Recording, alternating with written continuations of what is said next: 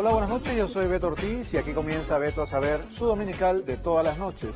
Hoy estará con nosotros en vivo la congresista Patricia Donaire, que se pasó de las filas del fujimorismo a la nada y de la nada al oficialismo. Ahora es una flamante congresista del gobierno. Con ella conversaremos más adelante. Vamos a hablar de temblores reales y temblores políticos, con todo el desenlace de la crisis del gabinete, y más adelante también les voy a contar todos los detalles de mi debut en el teatro. Pero comencemos con el remesón político, las consecuencias de la negativa a otorgarle la confianza al gabinete de Fernando Zavala. El reportaje es de Juana Avellaneda. Adelante.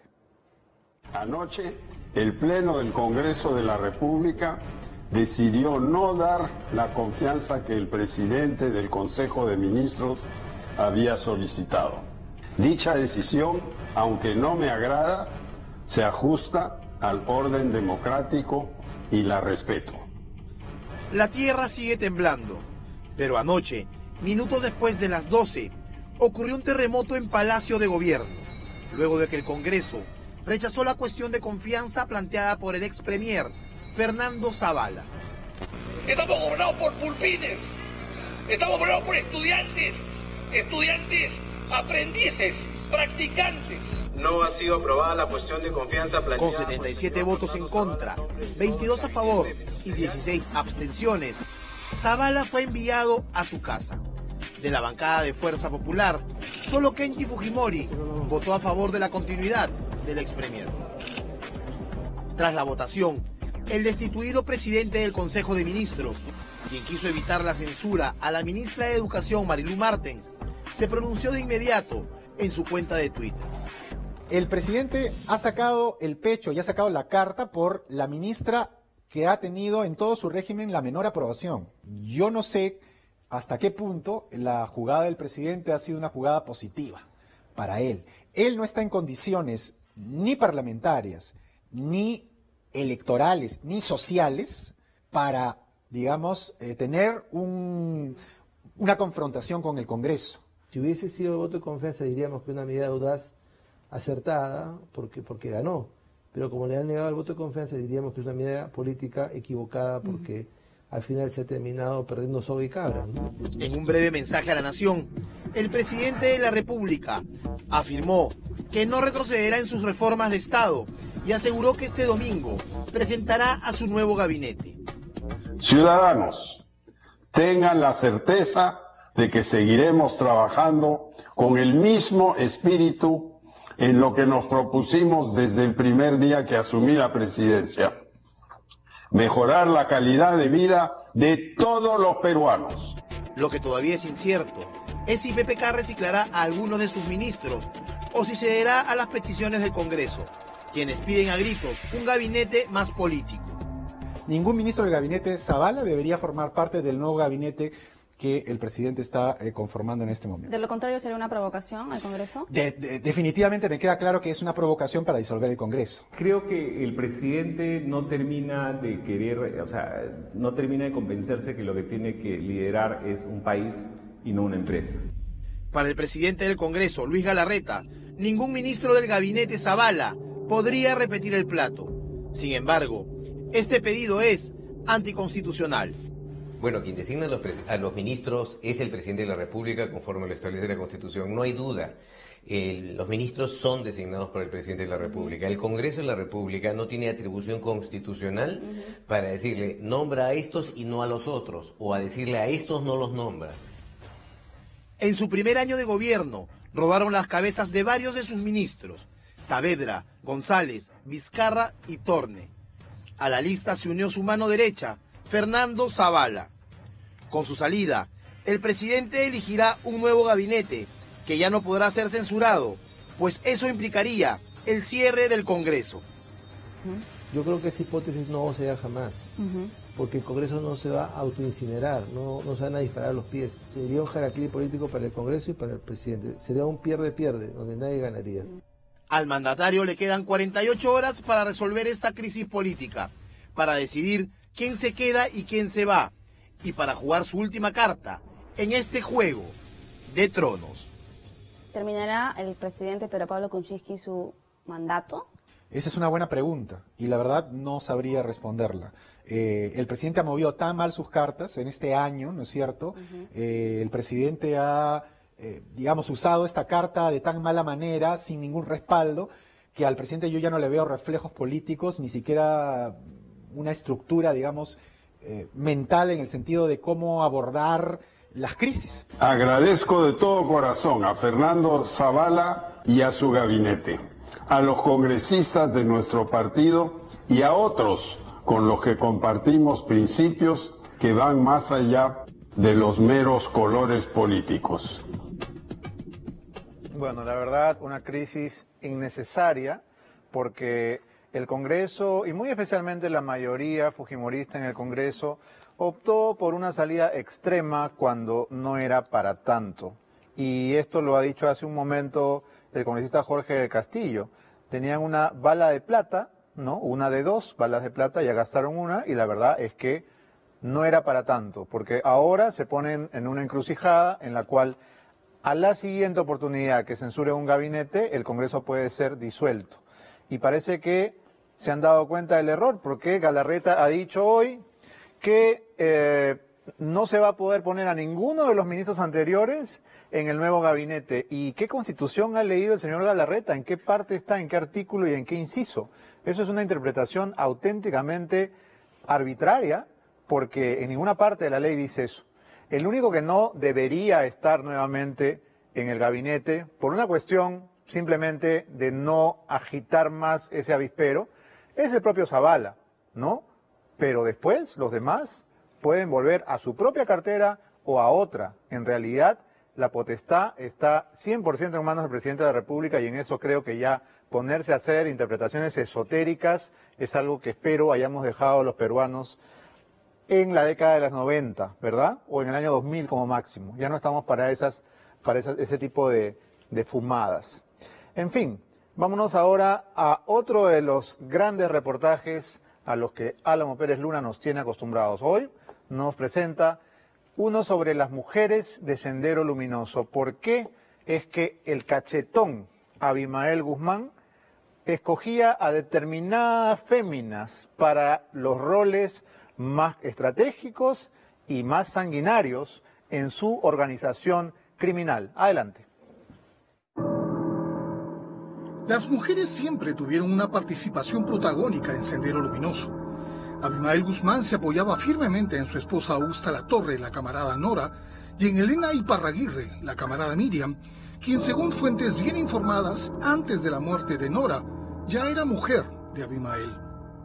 También tuvieron un papel importante en Sendero Luminoso Margie Clavo Peralta, Angélica Salas de la Cruz, Elvia Sanabria, Margot Liendo, Marta Guatay, Laura Zambrano, Giovanca Pardavé, Sibila Arredondo y Edith Lagos, entre muchísimas otras.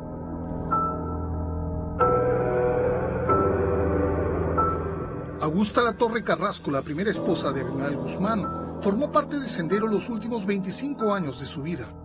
En 1988, a los 42 años de edad, murió de una manera que aún hoy sigue siendo un enigma. La camarada Nora no fue una santa paloma, para nada. Fue una fanática, una mujer que provenía de la Juventud Comunista y una implacable militante del brazo armado de la organización terrorista. No podía tener hijos y su legado fue convertirse en parte de Socorro Popular, un organismo senderista encargado de perpetrar los llamados aniquilamientos selectivos, es decir, de asesinar a objetivos muy claros, policías, autoridades locales o dirigentes vecinales. ¿Quiénes eran las que más protagonismo tenían o las más aguerridas de repente? Bueno, todas las historias conducen a Augusta Latorre, ¿no? Que murió misteriosamente el año 1988, perdón, y que habría sido pues la persona clave, como estaba contándote, la que constituye el Comité Femenino Popular, ¿no? Y de tal manera que el resto de mujeres de alguna manera habrían sido conducidas por ella, ¿no? Augusta Latorre formó el Movimiento Femenino Popular junto con Catalina Adriancén, una antropóloga casada con Antonio Díaz Martínez, uno de los iniciadores de Sendero, y con Elena Iparraguirre Reboredo. Este movimiento convocó a miles de mujeres de todos los niveles y estratos para preparar la guerra popular. El historiador Antonio Zapata conversó con Elena Iparraguirre 21 veces. Esas entrevistas y sus conclusiones son parte importante del libro La guerra senderista, hablan los enemigos, un texto muy necesario para entender qué ocurrió exactamente durante el conflicto. Elena Iparraguirre nació en Huacho. Formó parte de lo que se llamaría una familia bien constituida y desde niña fue muy religiosa.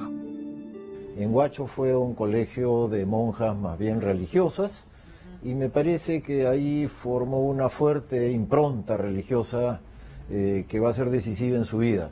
Realmente nunca siguió los preceptos de la Iglesia Católica, pero la idea de deber ser, de compromiso, le vienen desde la escuela de las monjas de Huacho cuando era una niña. Hija de un empleado y de la propietaria de una farmacia, terminó la secundaria en el Colegio Nacional Teresa González de Fanning, en Jesús María, y revalidó su título pedagógico en la Universidad de La Cantuta, donde fue captada por el Partido Comunista Bandera Roja, de tendencia maoísta. En alguna ocasión dice Elena, ¿no?, que fue una escuela de cuadros, como preparación de la gente nueva que está entrando a las máximas del partido, las ideas principales, y entonces hay como escuelas.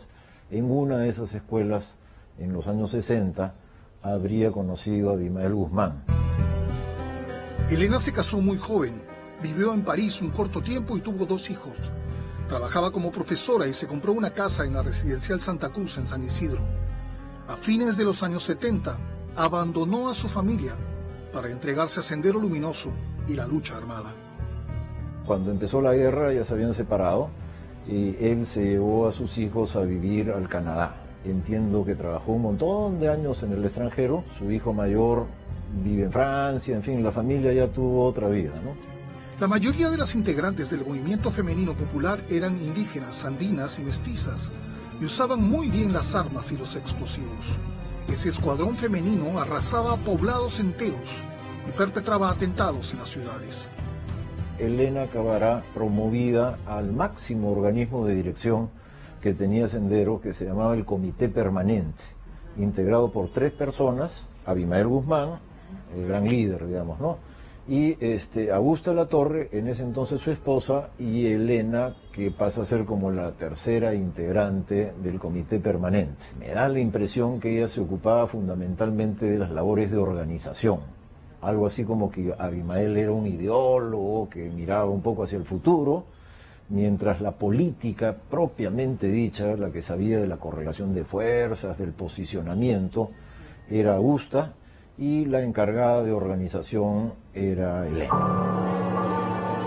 Todo cambió en 1988, cuando Augusta Latorre murió.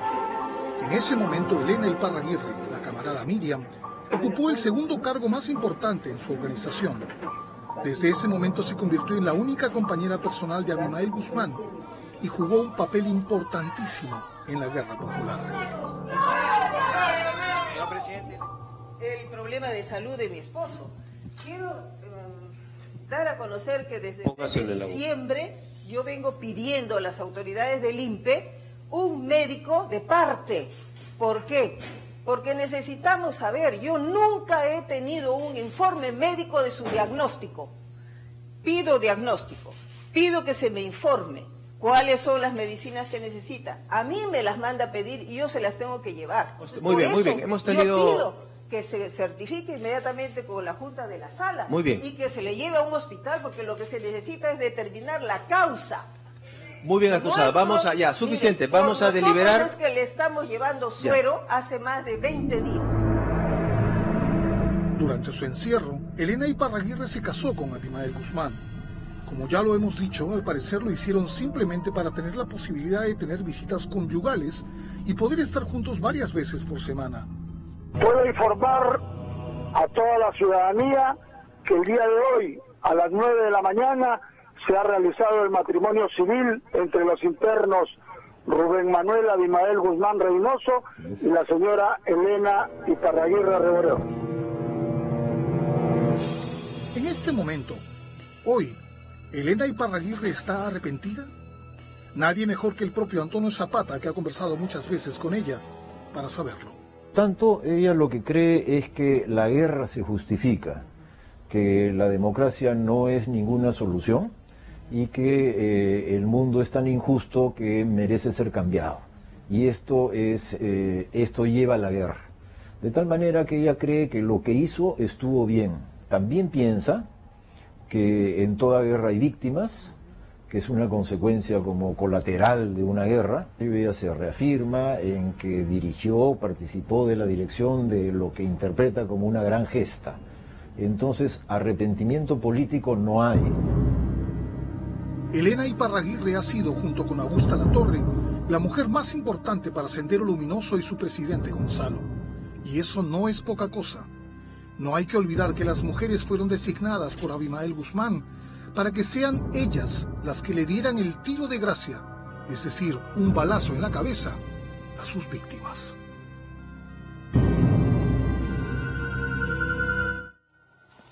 Bien, y ahora estamos con Antonio Zapata, autor de La Guerra Senderista, Hablan los Enemigos, uno de los libros que en estos días está en los anaqueles de todas las librerías y que los peruanos que queremos conocer realmente lo que pasó en nuestro pasado reciente deberíamos correr a comprar y leer. Buenas noches, Antonio, gracias por estar con nosotros. Buenas noches, Beto, gracias por la invitación.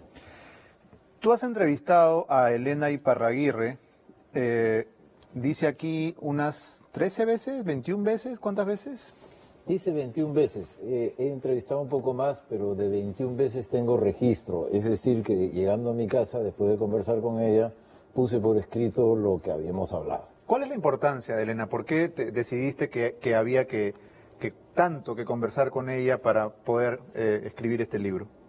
Mira, yo iba a las cárceles invitado por el INPE a dictar clases de historia del Perú, de temas diversos como la conquista, la independencia, y dando esas clases me di cuenta que Elena Iparraguirre era una persona que le interesaba la historia, que hacía preguntas, que quería conversar. Entonces, como todo profesor se siente interesado cuando hay un alumno que a su vez muestra interés en lo que uno dice. El alumno chancón, digamos. Claro, algo de eso, ¿no? Y da la casualidad que la alumna era nada menos que Elena Iparraguirre. Menos que la mujer, pues, de Abimael Guzmán. La popular no lo toque, a él nadie lo toca, ¿no? Entonces yo me acerqué a ella ahí y un día antes que termine el ciclo de charlas, al cual estaba yo dictando, le propuse, oye, ¿te gustaría una entrevista de vida? Y me dijo que sí, para mi sorpresa. Entonces ya empecé a visitarla los días de visita, a conversar con ella. Y como te estaba contando, ¿no? Como no se puede ir con grabadora, como a veces con papel es difícil, simplemente me sentaba con ella a conversar unas horas, al cabo de las cuales, regresando a mi casa, en mi computadora ponía en blanco sobre negro lo que me acordaba. ¿Por qué se llama Hablan los Enemigos? ¿Quiénes son nuestros enemigos entrevistados aquí? ¿O cuáles son las voces que aparecen aquí? Sí, no son nuestros, son enemigos entre sí, ¿no? ¿No son nuestros enemigos? Bueno, Elena sí es mi enemiga. Sendero, ¿Nuestra enemiga? RTA. No, me refiero a, no es que sean enemigos nuestros, sino entre sí. Okay. ¿No? Entonces son los protagonistas armados, si quieres, de la lucha.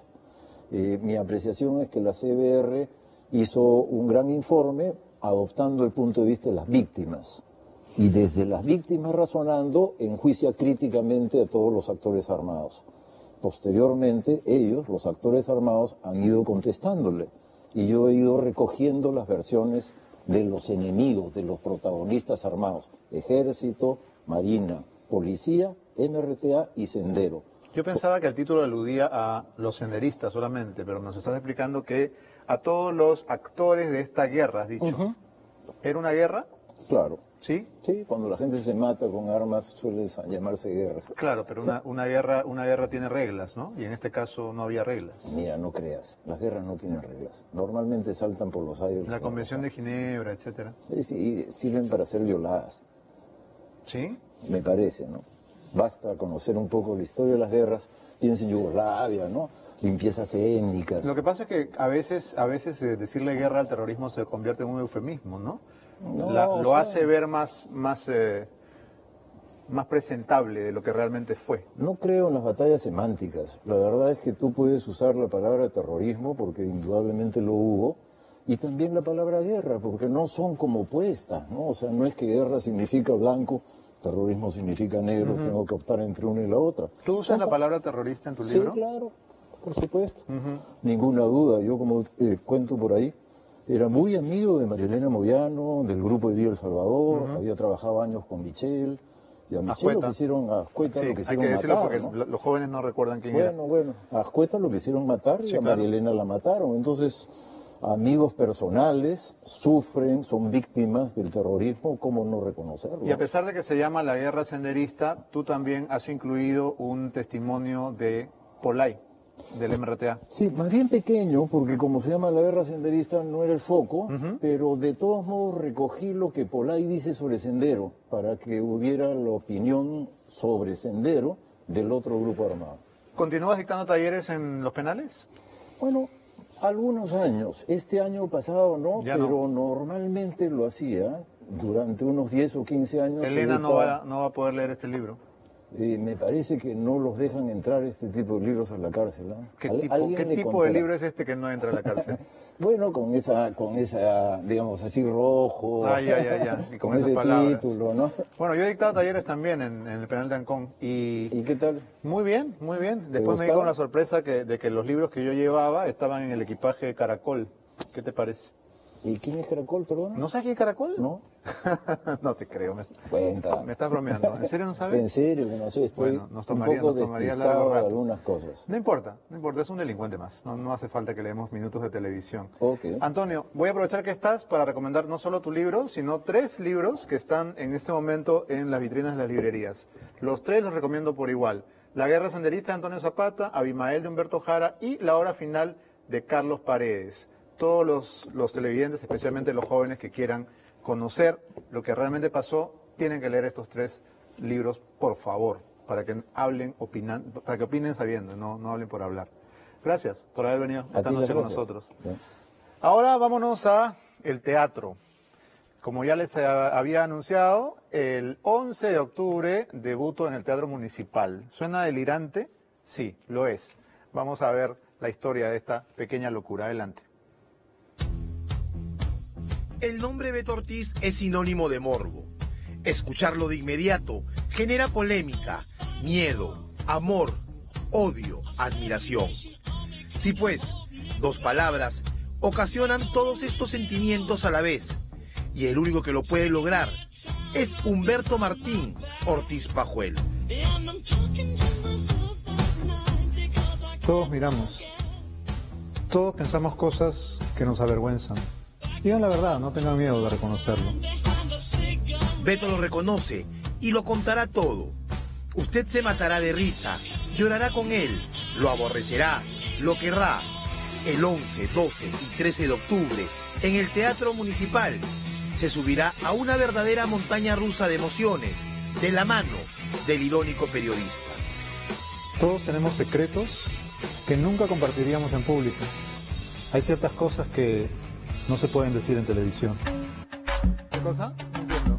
Pero ¿qué hay detrás del personaje, del reportero, del escritor, del conductor de televisión? ¿Qué hay detrás de esta coraza que siempre lleva puesta? ¿Qué hay detrás de este jovenzuelo que no tiene nada de aterrador, pero que le gusta pegarla de malo? Vamos a ver a Beto, a la persona y al personaje. Vamos a ver cómo el límite entre estos dos se difuminan en un momento y entramos a su intimidad, ¿no? Y entramos realmente a lo que él nos tiene que contar sobre su vida privada. Creo que hay cosas que el público se va a sorprender bastante, como las que yo me sorprendí también cuando las escuché, y además me generó mucho más morbo. ¿En qué faceta vamos a ver a Beto? Es una obra que hemos venido escribiendo el director Gabriel de la Cruz y yo a lo largo de muchos meses, porque el teatro documental funciona exactamente al revés que el teatro convencional. En el teatro convencional, tú partes de un texto. En el documental, partes de la biografía del personaje. En este caso de Beto, nada es ficción.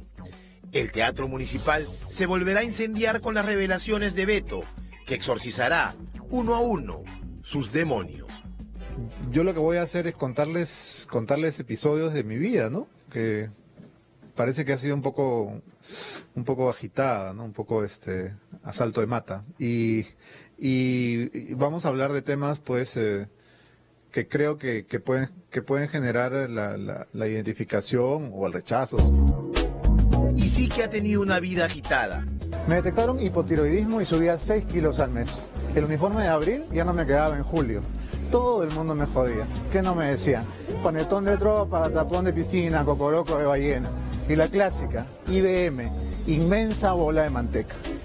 Solo recordar los 30 años que tiene en la tele, sus más de 20 programas, su sentido del humor, su sarcasmo, sus peleas.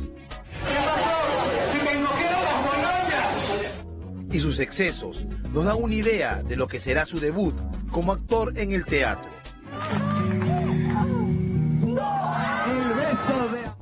Siempre buscó fama. Bastó que besara a Magali, la bruja del cuento, para conseguirla. Aunque luego empezó a odiarla, pero ya no podía dar marcha atrás. Cuando Beto Ortiz llegó de Estados Unidos con una mano atrás y otra adelante, vino acá a este programa de su principal enemiga, casi pidió disculpas. Sin embargo, 2 años después, ya en la televisión, olvidó sus palabras. Tu desgracia, fíjate qué ironía, fue lo mejor que le pudo haber pasado a nuestro programa. ¿Te has puesto a pensar en qué salvajes son las extrañas reglas que gobiernan nuestra existencia televisiva? Tu vergüenza, tu humillación pública, tu calvario, fueron para nosotros un vigoroso reconstituyente, un cóctel vitamínico, una auténtica inyección de vitalidad. ¿Hay gente que tiene que cuidarse de repente de la tele? Siempre, claro. Siempre. Claro. Bueno, de hecho, a ver... ¿Has tenido peleas en la tele? Hay personajes que van de todas maneras a aparecer. O sea, ha habido gente que ha estado muy relacionada conmigo de diversas maneras, ¿no? Por afecto, por odio, por competencia, por envidia también. Y bueno, esos personajes seguramente van a ser materia de algunas escenas, ¿no? Magali Medina, Ernesto Pimentel, Nicolás Lucas. ¿Por qué se te ocurren esos nombres? No sé. Yo tampoco sé. No sabes por qué. Espero que vayan, pues, y que se enteren. Que vengan, ¿no? Claro.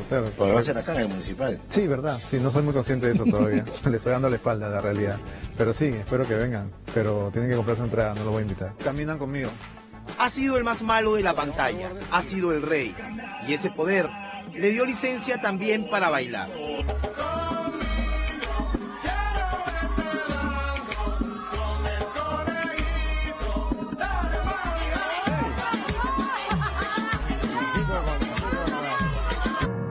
Pero en un momento le apagaron el televisor y fue exiliado a Nueva York, más precisamente a una cocina. Toda la gente que se pasa 5 años estudiando dirá conchudo que se ha creído, ¿no? ¿De dónde es cocinero? Hacer televisión es mucho más fácil que trabajar en una cocina. Cualquiera hace un programa de televisión en realidad. O sea, hacer un buen lomo saltado es mucho más difícil que hacer una hora de televisión en el Perú. Ha sido heterosexual y homosexual. Precisamente en la Gran Manzana pecó y tuvo su última relación con una mujer. Entonces yo llegué acá peleado con el Perú, con el periodismo, con la prensa, con mi familia, con la humanidad, pero fundamentalmente conmigo, ¿no? Porque ya estaba empinchado conmigo. Entonces tienes que pasar por un proceso de perdonarte. No, o sea, es como que ya la cagaste, la recagaste, ya. O sea, ¿qué vas a acercarte y ir al río? No, entonces hay un periodo como de... Ya llegamos, como de duelo, ¿no? Que tienes que superar. ¿Y ya te perdonaste? Ya me perdoné, y ya superé mi muerte, ya. Solo falta resucitar nada más.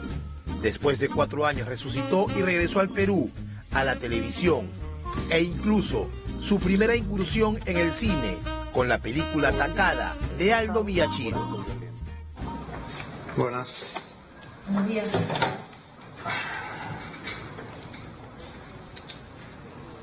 Quítese la ropa, póngase la bata y acuéstese en la camilla.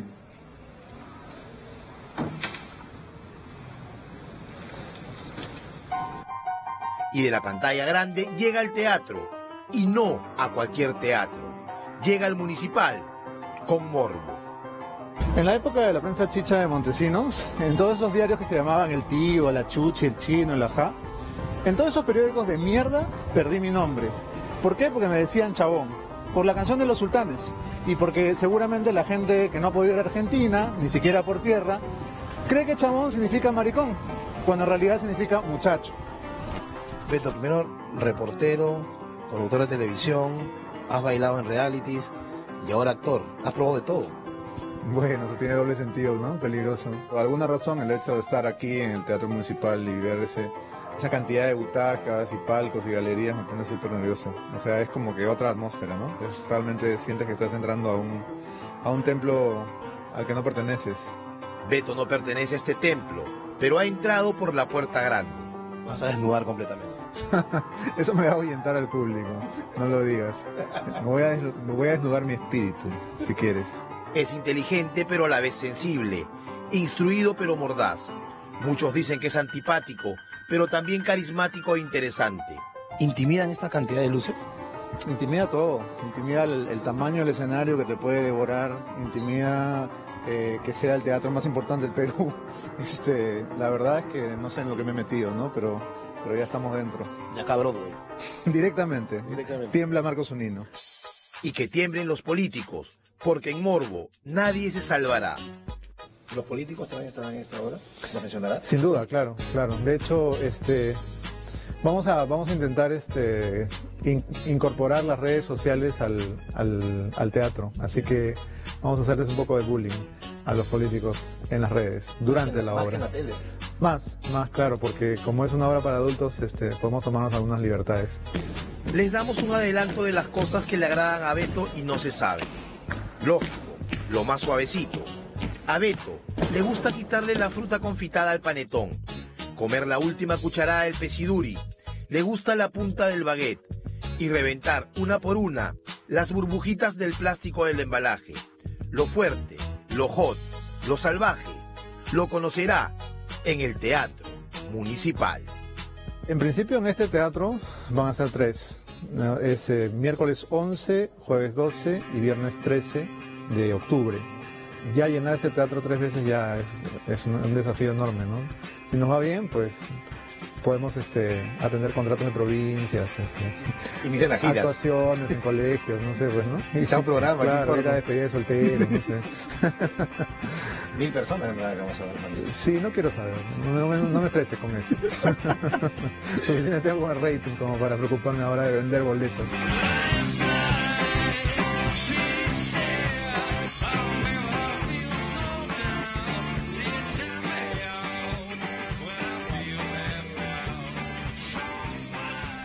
Bueno, falta un poquito menos de un mes, estoy realmente con todos los muñecos, pero los invito, por favor, vayan al Teatro Municipal. La culpa de esta aventura la tienen muchas personas, entre ellas Mónica Delta, que me invitó a su show el año pasado, entre ellos Carlos Galdós, que como se ha hecho millonario haciendo unipersonales, yo también quiero. Es decir, vamos a ver cómo nos va, si nos va bien, genial, y si no, igual va a ser divertido. Los espero a todos 11, 12 y 13 de octubre en el Teatro Municipal. Las entradas están a la venta en Teleticket de Wong y Metro o en Teleticket en la internet, por supuesto, mucho más fácil. Ahí los espero. Estamos de regreso en Beto Saber, ahora para conversar con la flamante congresista oficialista. A partir de hoy, Patricia Donaire. ¿Cómo estás, Patricia? Muy bien, Beto, gracias. Bueno, han sido horas agotadoras, ¿no? Han estado hasta muy temprano en la mañana debatiendo en el Congreso. ¿Cuál es tu impresión del desenlace tan tempestuoso que ha tenido esta crisis? El desenlace se esperaba, ¿no? El primer ministro sabía que se enfrentaba a un parlamento con una mayoría que definitivamente no le iba a dar la confianza, y más aún cuando el pedido de confianza era por la política de Estado en materia de educación, con todos los problemas que habíamos tenido ya antes, con la huelga tan prolongada, con la ministra que finalmente no tuvo el manejo adecuado, creo yo, para solucionar el problema. Pero entonces creo que era lo que se esperaba, dramático, trágico, pero era lo que se esperaba, ¿no? Por momentos tragicómico también. También. ¿Quién ha sobrereaccionado aquí? ¿Quién ha hecho una tormenta en un vaso de agua? ¿El gabinete? ¿La bancada oficialista? Perdón, ¿la bancada de oposición? ¿Quién? Creo que en principio la bancada de oposición en un primer momento, porque ante el pedido del primer ministro para participar en una sesión de pleno y plantear su cuestión de confianza, simplemente se mandó el pedido a la Comisión de Constitución para analizar la procedencia cuando eso no cabía de ninguna manera. ¿no? Es totalmente antirreglamentario. Entonces, se pretendía por ahí dilatar los tiempos y además que se sintieron de alguna manera vulnerados porque no pudieron presentar ya su moción de censura, ¿no? Entonces, creo que por ahí empezó el tema del conflicto en sí. Porque de otro lado la exposición del ministro fue pequeña, concreta, y el debate fue lo que más se prolongó en el tiempo. ¿Compartes mi impresión de que al día de hoy algunos se han arrepentido de esta decisión tan drástica? Porque hemos escuchado las interpretaciones del presidente del Congreso, Luis Galarreta, y la verdad es que no sé de qué texto ha extraído las conclusiones de que PPK no puede nombrar a los mismos ministros cuando no hay ninguna prohibición en ese sentido. Absolutamente, no existe en la Constitución algo que le limite al presidente a decidir quiénes van a ser sus ministros, inclusive los del gabinete anterior podrían ser nombrados ministros, ¿no? En otras carteras. O en las mismas. O en las mismas también. Entonces, yo creo que ha sido un exabrupto la manifestación de un deseo imposible, ¿no? Ahora se están arrepintiendo, pero es una irresponsabilidad señalar eso. Estamos en un gobierno, Beto, que no es parlamentario. El Congreso no puede imponer al presidente de la República su voluntad. El presidente es libre de elegir quién va a ser su ministro. Ahora, muchos en las redes sociales se han preguntado cómo es que Patricia Donaire, siendo una severa crítica del gobierno, por lo menos a través de tus declaraciones públicas y en el Twitter y demás, puede ahora incorporarse a la bancada oficialista. Y han recordado algunos tweets tuyos, como por ejemplo este: PPK podría recordar por qué renunció Carranza. ¿Por qué viajaste y encargaste al ministro Sota Nadal la firma de la exoneración del SNIP de la Interoceánica Sur? Ese es uno, ¿no? Hay otros que se refieren, por ejemplo, a Meche Arauz, hacia quien también has tenido expresiones de dureza. Entonces, uno podría preguntarse legítimamente por qué cambiaste de opinión o por qué ya no te parece tan criticable este gobierno al que ahora, sin duda, apoyarás. Beto, el hecho de que uno critique no significa que se está enfrentando a un determinado político, a un determinado personaje. Uno puede mantener su capacidad de crítica, inclusive estando dentro de la misma agrupación política que actualmente ejerce el gobierno. Y lo voy a hacer al interno, y lo voy a manifestar. Y qué mejor decírselo a ellos en persona para que de repente, de alguna manera, pueda contribuir con siquiera lo mínimo para ayudar en este camino de mejoramiento de la gobernabilidad. ¿A qué te referías en este tuit del 5 de febrero del 2017? Cuando PPK viaja y encarga al ministro Sota Nadal la firma de la exoneración. A una explicación que se le SNIP. puede pedir a cualquier ciudadano. Le puedo pedir al presidente que nos explique qué pasó en ese momento con la exoneración. ¿La pregunta? No, no se respondió, pero sí se puede seguir haciendo. Eso no significa que uno pierda su capacidad de crítica, Beto. Creo que eso no es absolutamente censurable. Al contrario, ¿por qué no me preguntan por qué si está un gobierno en crisis, si hay una bancada que aparentemente está fraccionada, por qué decide usted ir ahí y no ir a la mejor de las bancadas que está unida y feliz o regresar a ella? Yo no creo que haya una bancada unida y feliz en este Congreso. Pero en todo caso, ayer recordábamos en un reportaje cuántas veces habías cambiado de camiseta, y han sido varias, ¿no? Has estado con Popio Olivera, con Toledo, con el Fujimorismo, ahora con PPK, te falta el Movadef. Oye, Beto, eso es grave. Lo último que has dicho es gravísimo. Has cambiado de ropa un montón de veces. A ver, Beto, vamos a aclarar. La actual ley de partidos políticos te permite ser invitada a una agrupación política, que es muy distinto a cambiar de camiseta. Pero uno decide qué invitaciones acepta, Patricia. Por supuesto, en función a las bases programáticas que te presentan como parte del plan de trabajo, porque ningún partido, Beto, en la actualidad, no me dejarás mentir, tiene una ideología.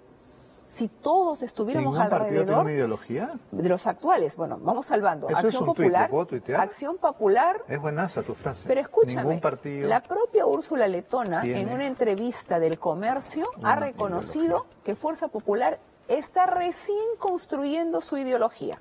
Entonces, quienes participamos en un proceso electoral, participamos en función a un programa o plan de gobierno que nos parece que va a beneficiar a la población a la que representamos. Entonces, y los que somos invitados, aún más.